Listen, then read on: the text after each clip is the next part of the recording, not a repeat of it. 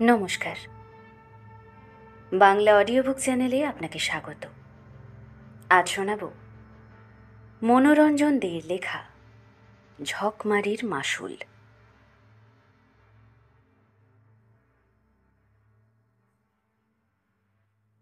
আমার নিরুপদ্রব শান্ত জীবনে ছন্দপতন ঘটল। ৫টা বছর একনিষ্ঠ সৎ কর্মচারী হিসাবে সুনাম অর্জন করার পর হঠাৎ কেন যে এমন দুর্বুদ্ধি ঘাড়ে চেপে বসল, তা আজও বুঝতে পারি না। মনকে প্রবোধ দেওয়ার জন্য মাঝে মাঝে ভাবি, ভবিতব্যকে বোধহয় স্বয়ং বিধাতাও খণ্ডন করতে পারে না। আমিও পারিনি, আর পারিনি বলেই আমার আজ এই দুর্দশা। কত লোককে দেখেছি টাকা নিয়ে ছিনিমিনি খেলতে, টাকা যেন তাদের কাছে মুড়ি মুড়কির মতো।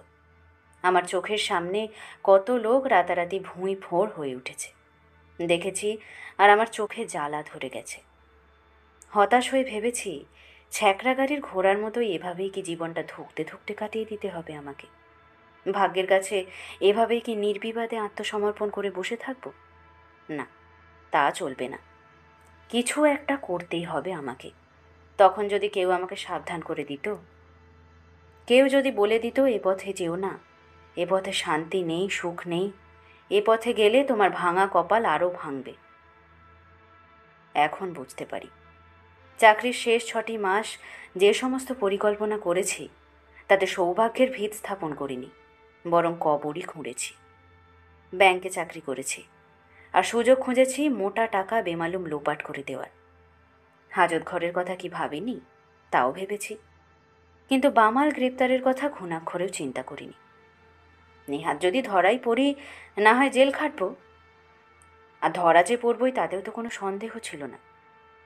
সুবোধ কয়েদি হিসেবে জেলারের মন জয় করবার কথাও চিন্তা করে রেখেছিলাম, যাতে করে হাজতবাসের মেয়াদ 2-3 বছর মাপ হয়ে যায়।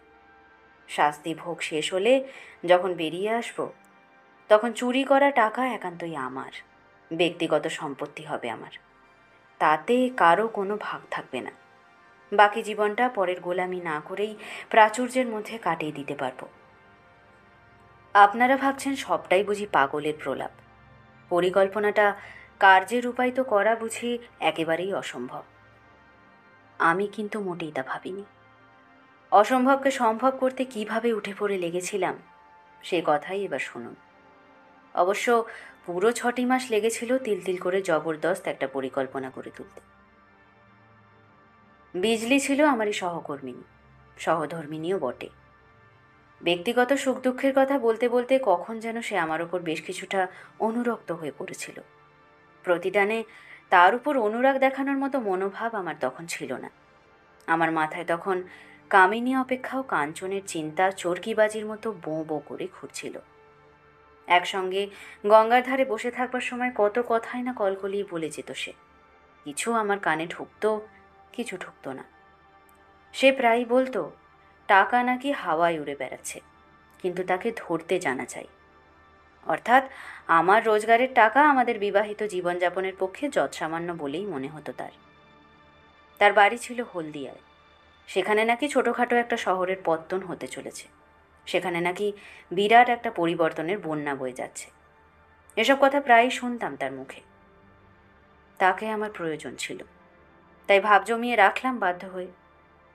রূপ তার আহামরি কিছু না হলেও একটি রূপবান পুরুষকে কাত করবার পক্ষে যথেষ্ট। অন্য সময় হলে হয়তো তার ভ্রমরকৃষ্ণ দীর্ঘকুন্তল এবং ডাগর ডাগর চোখ দুটি দেখেই মজে যেতাম, হয়তো বা কোনো দুর্বল মুহূর্তে বলেও বসতাম, মরিতে চাহি না আমি সুন্দর ভুবনে। বিজলি যখন 1 সপ্তাহের মতো ছুটি নিয়ে হলদিয়ায় চলে গেল, তখনই আমার বহু প্রতীক্ষিত পরিকল্পনাটি 16 কলায় পূর্ণ হলো। যাওয়ার দিন সন্ধেবেলা বহুক্ষণ গঙ্গার ধারে আমার গা ঘেঁষে বসেছিল সে।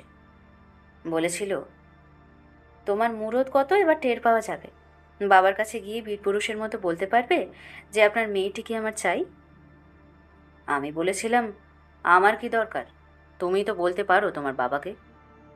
তুমি আস্ত একটা বুদ্ধির ঢেঁকি, মুখ ফুটে বলতে বুঝি আমার লজ্জা করবে না? না, আচ্ছা, আমি না হয় বলবো। তারপর বহুক্ষণ আমরা নিতল স্তব্ধতার মধ্যে চুপচাপ বসেছিলাম। গঙ্গার হাওয়া উত্তাল হয়ে উঠেছিল।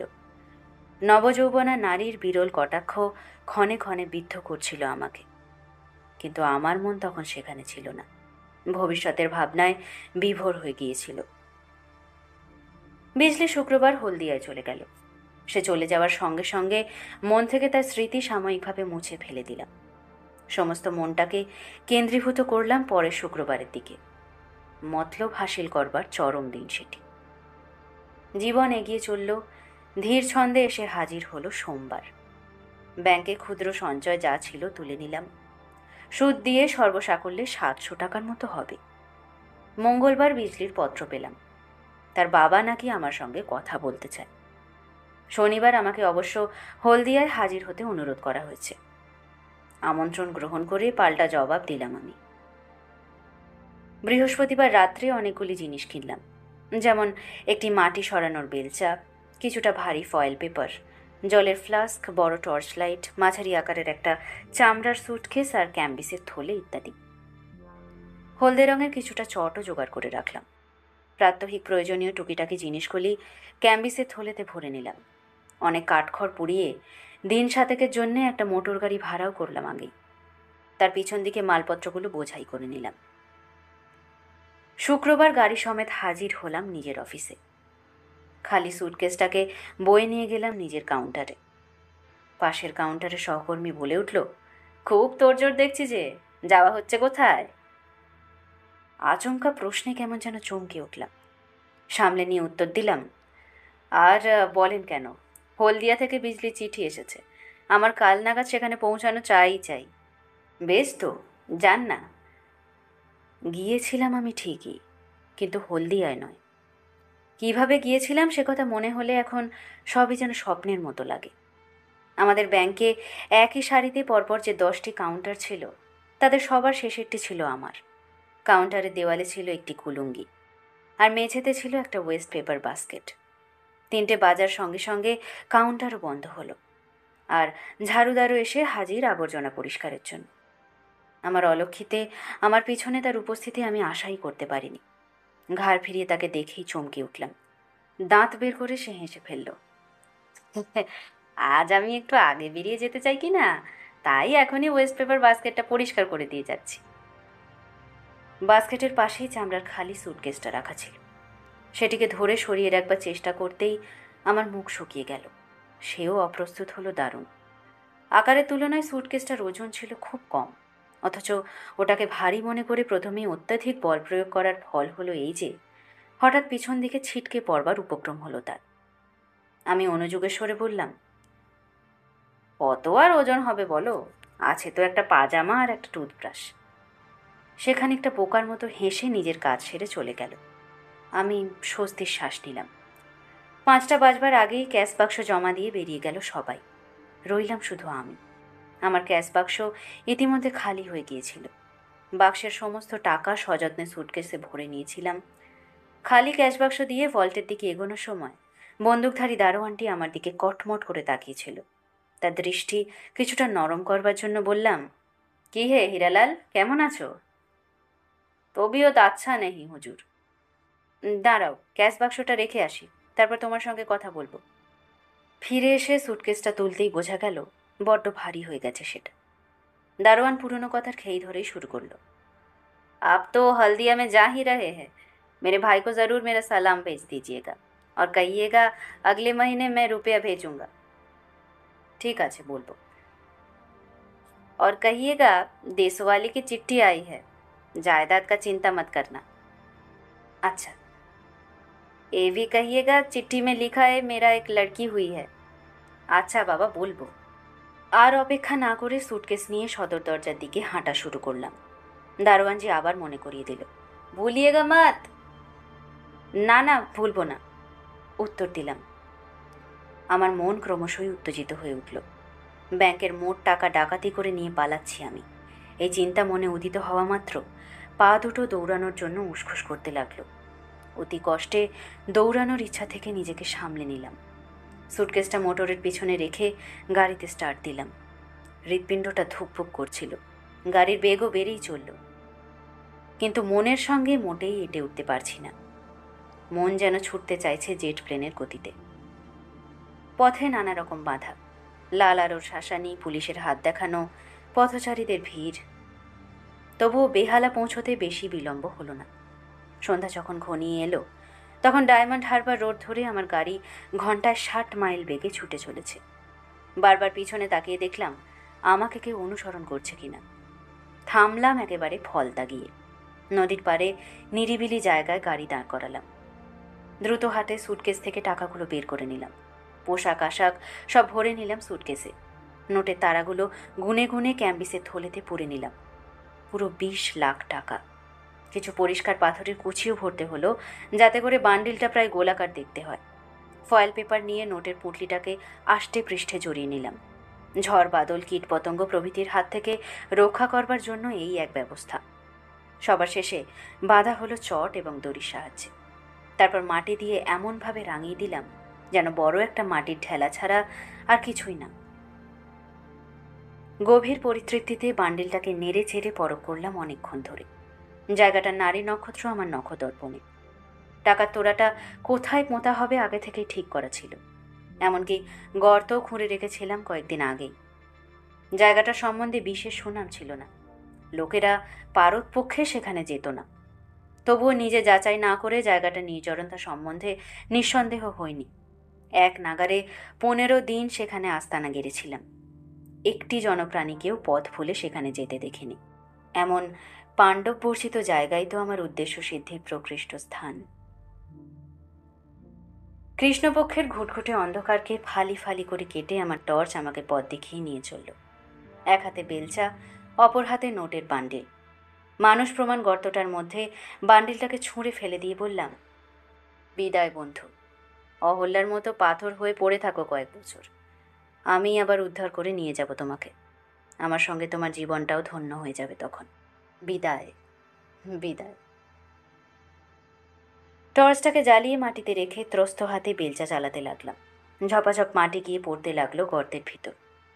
কাজ সাঙ্গ হলে খুঁটিয়ে দেখতে লাগলাম কোনো ত্রুটি আছে কিনা। না, এখানে যে গর্ত খোঁড়া হয়েছিল বোঝবার উপায় নেই।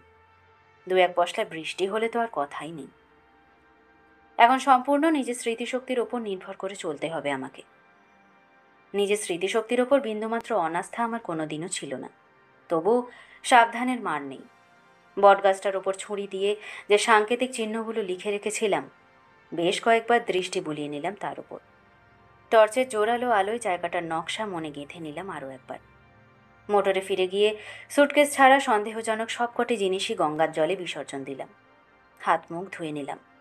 মাটির সামান্যতম দাগও জুতো থেকে মুছে নিলাম কাপড় দিয়ে ঘষে ঘষে। কারণ আমি জানতাম মাটির নমুনা দেখে সুদক্ষ বিশেষজ্ঞের পক্ষে জায়গার হদিশ পাওয়া সম্ভব। মোমিনপুরে যখন ফিরে গেলাম তখন রাত 10টা। ট্রামবাসের আনাগোনা কমে এসেছে। পথে পথে সেই শ্বাসরোধী ভিড় এখন আর নেই।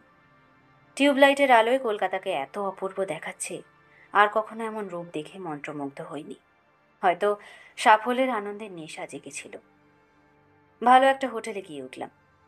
ভেতরে ঢোকার আগেই গাড়ির স্পার্ক প্লাগ আলগা করে দিয়েছিলাম।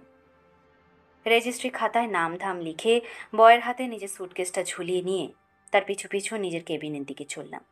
মোটা বকশিস দেওয়াতে মুহূর্তে বয়ের মধ্যে বেশি সমূহপূর্ণ আচরণও লক্ষ্য করা গেল।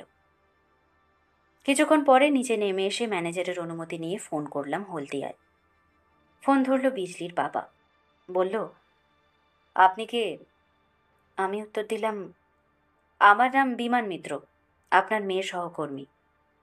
ও, আপনি কোথা থেকে ফোন করছেন? কালীঘাট। হলদিয়ায় আসার কথা ছিল, তার কি হলো? আর বলেন কেন, মোটরটা বিগড়েছে। আচ্ছা, আমি বিজলিকে ডেকে দিচ্ছি। বিজলি ফোন ধরেই গর্জে উঠল, না, তোমার মতো বাউন্ডুলে ছেলে জীবনে দেখিনি। নিশ্চয়ই এখানে আসবার কথা বিলকুল ভুলে বসে আছো। না। তবে আবার কারোর সঙ্গে পিরিতি হয়েছে নাকি? মেলা ফ্যাজ ফ্যাজ করো না। না, করবে না। এদিকে আমরা সবাই তোমার আসার অপেক্ষায় প্রহর গুনছি, আর তুমি এতক্ষণে সবে কালীঘাটে। তুমি কথা ঠিক রাখতে পারবে না, আর এজন্য আমাকে ভুগতে হবে। এদের কাছে এখন মুখ দেখায় কি করে বলো তো? এরা আবার কারা? এরাই তো তোমাকে হাতকড়ি পরানোর জন্য বসে আছেন। তার মানে? ইয়ার কি ভালো লাগে না? যা বলবার পরিষ্কার করে বলো। এই সামান্য কথাটার অর্থ হৃদয়ঙ্গম করতে পারছো না? এরা হচ্ছেন আমার আত্মীয়া। তোমার সঙ্গে আমার বিয়ের কথা যে পাকা হয়েছে এরা জানেন। তোমার ফটো দেখে সবাই পছন্দ করেছেন। প্রাথমিক মনোনয়ন তো হয়ে গেছে, এবার তুমি এলেই পাকাপাকি ব্যবস্থা হয়ে যাবে। তা তুমি আসছো কখন? আজ তো আর হচ্ছে না, গাড়ি বিগড়ে বসে আছে। সারাতে পারলে কাল নাগাদ পৌঁছতে পারি। আমি কালীঘাটে বাঙালি হোস্টেলে উঠেছি। তুমি বরং কাল সকালে একবার ফোন করো। খুব ভোরেই ঘুম ভেঙে গেল। প্রথমেই গেলাম গাড়ির কাছে। স্পার্ক প্লাগ আবার যথা জায়গায় সংযোগ করে দিলাম। এবার ডিস্ট্রিবিউটারটা খুলে ফেললাম। রোটারের তলা থেকে স্প্রিংটাকে সরিয়ে নিলাম। তারপর ইগনিশন ওয়্যারের মধ্যে দিয়ে এমনভাবে একটা সাধারণ পিন ঢুকিয়ে দিলাম যাতে পিনের অগ্রভাগ মোটরের সংস্পর্শে আসে। ডিস্ট্রিবিউটার যথাস্থানে লাগিয়ে মনে মনে বললাম, মোটরের মেকানিকও এবার সহজে বুঝতে পারবে না গোলযোগটা কোথায়। স্থানীয় মোটর মেরামতের কারখানায় ফোন করতেই একজন মেকানিক এসে হাজির হলো, কিন্তু তন্ন তন্ন করে খুঁজেও গোলযোগটা ধরতে পারল না। অগত্যা ট্রাক পাঠিয়ে গাড়িটাকে নিয়ে যাওয়া হলো কারখানায়। বিকেলবেলা গ্যারেজ থেকে ফোন এলো। আমাকে জানানো হলো মোটরটা ঠিক করতে হলে আরও একদিন সময় দিতে হবে। আমি এক কথায় রাজি হয়ে গেলাম। বিজলি ফোন করতেই জানালাম, গাড়িটার দোষ ধরা যাচ্ছে না, মনে হয় সোমবারের আগে কিচ্ছু করতে পারবো না। অগত্যা তোমার ওখানে যাওয়ার কর্মসূচি বানচাল করতেই হলো, কারণ সোমবার হলেই তো আবার অফিসে ছুটতে হবে। বিজলি সব কথা শুনে কেঁদে ফেলে আর কি। ওর জন্য মনে মনে বেশ দুঃখ অনুভব করলাম, কিন্তু আমি তখন নিরুপায়। একবার মনে হলো ওকে সান্ত্বনা দেওয়া দরকার, ও যাতে ভেঙে না পড়ে সেটা দেখাও আমার কর্তব্য। পরেই ভাবলাম, লাভ কি মিথ্যে সান্ত্বনা দিয়ে? আঘাত তো ওকে পেতেই হবে। দুদিন পরে না হয়ে সেটা না হয় এখনই হলো। ম্যাগাজিন পড়ে আর রেডিও শুনেই রোববারটা কেটে গেল। বিকেলে আমার গাড়ি এসে হাজির। মেকানিক বলল, দেখুন দাদা, আপনার গাড়িটা হঠাৎ খারাপ হয়েছে বললে কিন্তু ভুল বলা হবে। কেউ দুষ্টুমি করে অমন করেছে। আমি বললাম, হয়তো তাই হবে। আমি যখন হোটেলে চা খাচ্ছিলাম তখন কোনো বদমাস ছোঁড়া এমন করেছে কিনা কে জানে। নিরীহ লোকেদের উত্ত্যক্ত করা শয়তানি বুদ্ধি তো অহরহই এতে মগজে চক্কর খাচ্ছে। যাক, আপনি যে গলদ ধরতে পেরেছেন এজন্য ধন্যবাদ। পাওনা মিটিয়ে দিয়ে লোকটাকে বিদায় দিলাম। মুখে কিছু না বললেও সন্দেহের দৃষ্টিতে অপাঙ্গ নিরীক্ষণ করে লোকটা চলে গেল। গাড়িটাকে তার মালিকের কাছে ফিরিয়ে দিয়ে সোমবার যথাসময়ে অফিসের কাজে যোগদান করলাম। সবকিছুই যেন কেমন অদ্ভুত বলে মনে হতে লাগলো। সবাই যেন ফিসফিসিয়ে কী সব বলা বলি করছে নিজেদের মধ্যে। সকলের চোখে চকিত বঙ্কিম চাউনি। আমি যেন তাদের সমালোচনার মূল বিন্দু। এমনকি বচনবাগীশ কালো মোটা ভদ্রলোকটিও আমার সঙ্গে অন্যান্য দিনের মতো অযাচিত আলাপে মেতে উঠলেন না। দারোয়ান প্রবরও জানতেও এলো না তার ভাই কোনো কুশল সমাচার পাঠিয়েছে কিনা। ব্যাংকের কর্মমুখর পরিবেশের মধ্যে যেন সত্যিই ছন্দপতন ঘটেছে, অথচ বাইরে থেকে কিছু বোঝবার উপায় নেই। কাঁটায় কাঁটায় 10টায় ব্যাংকের দরজা খুলেছে, লোকেরা যথারীতি ভিড় করেছে কাউন্টারের সামনে। টাকা পয়সার লেনদেনও হয়েছে নিয়ম মাফিক, সব কিছুই স্বাভাবিক। তবুও যেন কেমন একটু থমথমে গাম্ভীর্য সর্বত্র। অর্কেস্ট্রা পার্টির ঐক্যতান সঙ্গীতের মধ্যে যেন দু একটা সুর বেসুরও লাগছে। 3টের সময় দারোয়ান দরজা বন্ধ করে দিল। 3:15 মধ্যে কাজ সেরে বাইরের লোকজন সব চলে গেল। 3:30 সময় প্রেসিডেন্টের মহিলা সেক্রেটারি আমার সামনে এসে হাজির। তিনি জানালেন যে ব্যাংকের প্রেসিডেন্ট আমাকে ডাকছেন। বলার ভঙ্গি গাম্ভীর্যপূর্ণ এবং দৃষ্টি মাটির ওপর দৃঢ় নিবদ্ধ। আমার চোখের দিকে তাকিয়ে কথা বলতে পারছিলেন না তিনি। তার পিছু পিছু যাওয়ার সময় আমিও কোনো দিকে তাকাতে ভরসা পাচ্ছিলাম না, তবে অনুভবে বুঝতে পেরেছিলাম 20-25 জোড়া চোখের উদ্ভ্রান্ত দৃষ্টি আমার ওপর হুমড়ি খেয়ে পড়েছে। কেতাদুরস্থ সাহেবী পোশাকে প্রেসিডেন্ট বসেছিলেন একটা রিভলভিং চেয়ারের ওপর। মুখখানা তার বিষাদ মাখানো, যেন বহুদিন যাবৎ কোষ্ঠবদ্ধতায় ভুগছেন তিনি। সেক্রেটারিয়েট টেবিলের দুপাশে দুজন লোক বসেছিলেন। পুলিশি পোশাক পরা না থাকলেও তাদের নির্লিপ্ত অভিব্যক্তহীন মুখ দেখে বুঝছিলাম তারা পুলিশেরই লোক। কোনো রকম ভূমিকা না করে প্রেসিডেন্ট বললেন, দেখুন বিমানবাবু, 20 লাখ টাকার হিসেব মিলছে না আমাদের। আপনি যে সরিয়েছেন তাতে কোনো সন্দেহ নেই। এখন ভালোই ভালো সেটা বের করে দিন। আমি কথা দিচ্ছি আপনার শাস্তির মেয়াদ যাতে কম হয় আমি যথাসাধ্য চেষ্টাই করব। আমি যেন দুম করে আকাশ থেকে পড়লাম। আমার গলা শুকিয়ে গেল। শুকনো ঢোক গিললাম। শূন্য দৃষ্টিতে খানিকক্ষণ প্রত্যেকের মুখের উপর দিয়ে দৃষ্টি বুলিয়ে নিলাম, আচমকা একটা মানসিক আঘাতে কথা হারিয়ে ফেললাম। অন্তত এমন ভাব দেখালাম যেন কথাটা আমার বোধগম্য হয়নি। তারপর প্রথম ধাক্কা সামলে উঠে হতভম্বের মতো বললাম, টাকা? কিসের টাকা? আপনি কি কোনো টাকা চুরির অপরাধ আমার ঘাড়ে চাপাচ্ছেন নাকি? শান্ত গলায় প্রেসিডেন্টের উত্তর, দেখুন, দোষ অস্বীকার করে কোনো লাভ হবে না। টাকাটা আপনি নিয়েছেন, এখন বলুন কি করেছেন সেই টাকাটা দিয়ে। আপনাকে আমি অভয় দিচ্ছি, লঘু শাস্তির বিধান দেওয়া হবে আপনার ক্ষেত্রে। আমার ওপর আপনি ভরসা করতে পারেন। আমি ক্রোধ ভরে চেঁচিয়ে উঠলাম, কী মজার ব্যাপার! টাকা সম্বন্ধে কিছুই জানি না আমি, অথচ আমাকে দোষ স্বীকার করতে হবে? কোন অধিকারে আপনি আমাকে দোষী সাব্যস্ত করছেন? পুলিশ অফিসারদের একজন উঠে এসে আমার কাঁধে হাত রাখলেন। বললেন, দেখুন মিস্টার, আপনি যে এরকম একটা উত্তর দেবেন তা আমরা জানতাম। আমরা এও জানতাম আপনাকেই আমাদের হাতকড়ি পড়াতে হবে। আপনার মতন লোকেদের কিভাবে ঘাঁটাতে হয় আমাদের ভালোভাবেই জানা আছে। প্রথমে আপনারা সবই অস্বীকার করেন, তারপর বড় ঘরে গিয়ে বাপ বাপ বলে সবই স্বীকার করে ফেলেন। কেন দাদা ঝামেলা পাকাচ্ছেন? আগে ভাগে সব স্বীকার করে ফেললেই তো ল্যাঠা চুকে যায়। আমি তীব্রভাবে প্রতিবাদ করে বসলাম। আমাকে বাধা দিয়ে তিনি বললেন, ঠিক আছে, ঠিক আছে, সাত করে বিপদ ডেকে আনছেন আপনি। আমি আর কি বলতে পারি বলুন? হুট করে একটা শব্দ হতেই দেখি হাতে হাত করা লেগে গেছে আমার। মামলার প্রথম কয়দিন বিজলি এক দৃষ্টে তাকিয়ে দেখতো আমাকে। আমার মতো ভালো ছেলে দুর্বিপাকে পড়ে যে কাঠগড়ার আসামি সেজেছি, এজন্য সহানুভূতির অন্ত ছিল না তার। কিন্তু পঞ্চম দিন থেকেই তার মধ্যে পরিবর্তন লক্ষ্য করলাম। আমি তার দিকে তাকালেই সে দৃষ্টি ফিরিয়ে নিতে লাগলো। বুঝলাম তার মধ্যেও সন্দেহ সংক্রামিত হয়েছে। অপর সকলের মতো সেও আমাকেই দোষী সাব্যস্ত করে বসে আছে। সরকারি সাক্ষী মানা হলো অনেককে। প্রথমেই এলেন হোটেলের ম্যানেজার। মেটে খাটো চেহারা, উদর বর্তুলাকার, যেন একটি প্রকাণ্ড ভূমণ্ডল পেটের ভেতর সেঁধিয়ে আছে।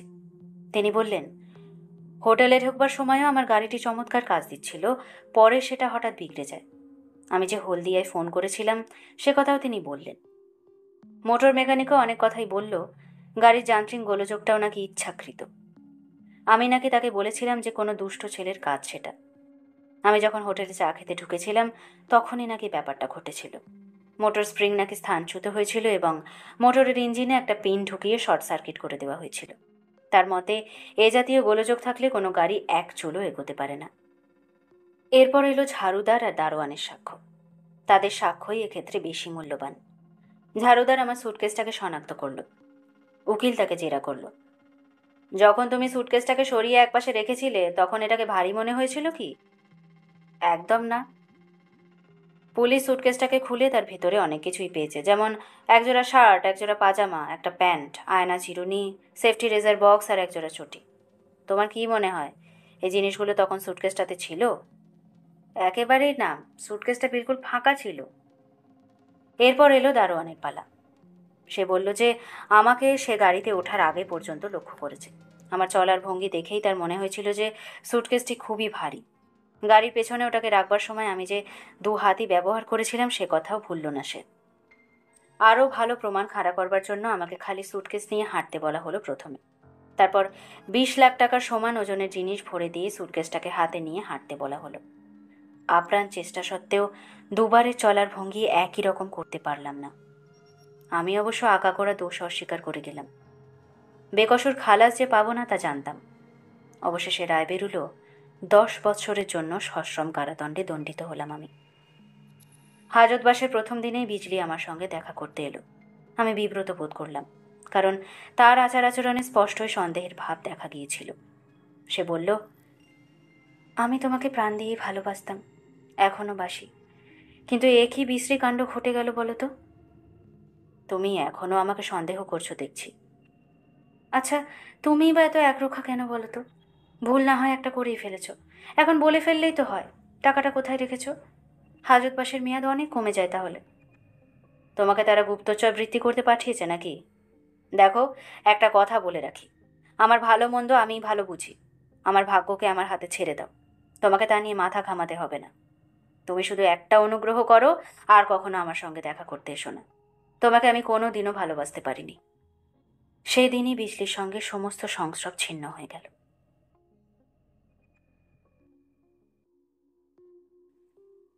সময় অনন্ত অপার বিশ্ব চরাচরে অবাধ প্রবাহে অতিবাহিত হয়ে চলেছে সময়।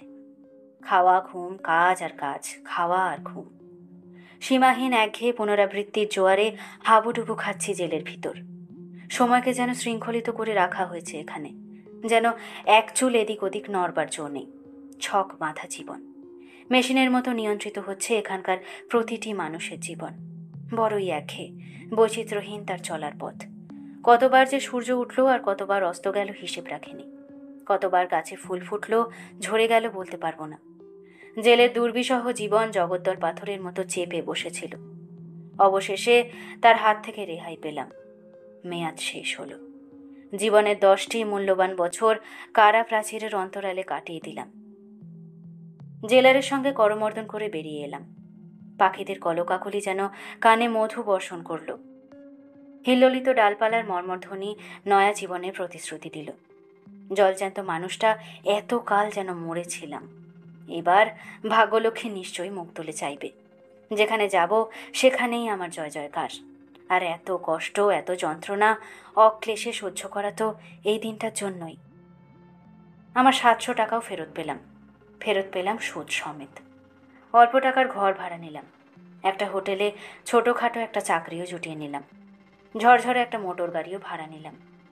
আমি জানতাম আমার পিছনে ফেউ লেগে থাকবে, তাই যা করবার সাবধানে করতে হবে আমাকে। দুবার বহুদূর বেরিয়ে এলাম মোটরটাতে চেপে। একবার গেলাম গ্র্যান্ড ট্যাঙ্ক রোড ধরে, আর একবার কলকাতা দার্জিলিং রোড বরাবর। প্রত্যেক জায়গায় বিরাট পরিবর্তনের জোয়ার এসেছে।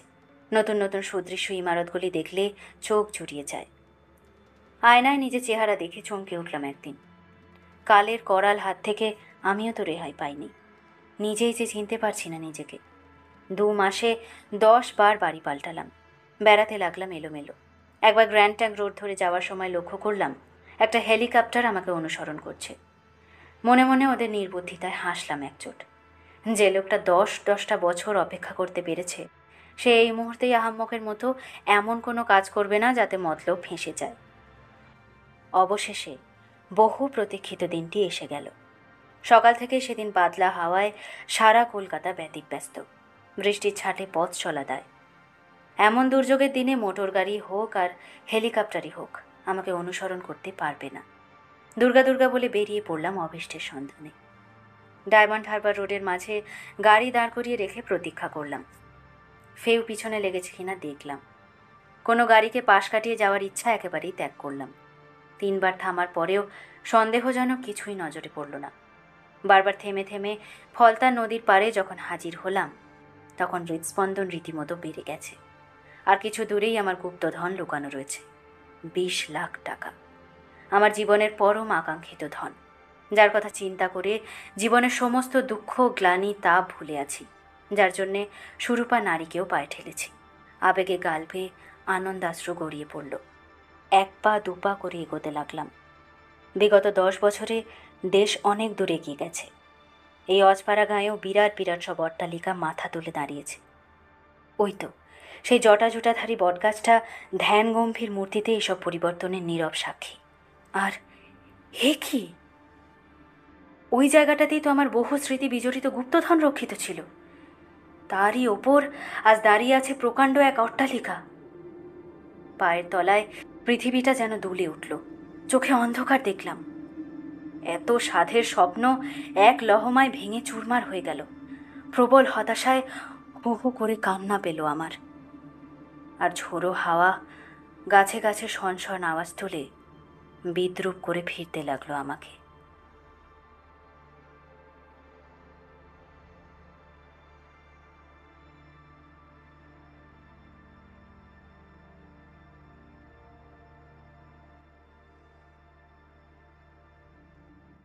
শেষ হলো মনোরঞ্জন দের লেখা ঝকমারির মাসুল।